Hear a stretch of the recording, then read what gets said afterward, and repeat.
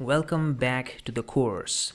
Congratulations on making it this far to the section 5 of the course. In this section, we're going to talk about building user interfaces using PyQt5. Now, PyQt5 is a front-end library that helps us build UIs with Python and with other languages, but PyQt5, especially the Python version of Qt, is used for, well, developing the user interfaces in Python. Now, what are we going to do in this section? I'm going to teach you how to build certain UI elements by writing code in Python using PyQt5, and we'll see that it is easy to implement.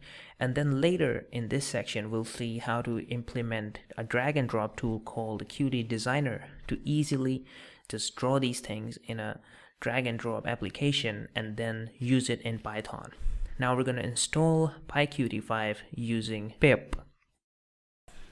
Now let's install PyQt5 in Python. Now, so far you have worked with modules in our own programs. We've written our own modules, but with Python you can also install modules written by other people, and this is done using something called Python package index.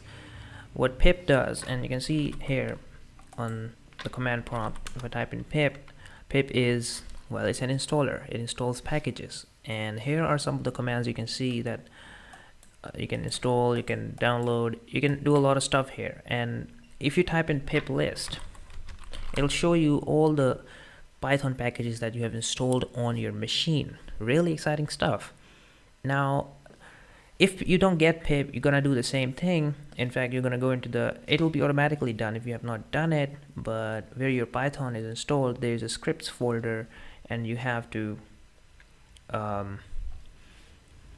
add that to the path. And if you have not done that, just ask in the Discord section. It is a very rare thing that has not happened if you have followed simple procedure for installing Python. Now, this is the list of all the packages that we have installed in our computer, and we can use them very easily in our Python code once we have installed it on our computer. So how do we install PyQt5?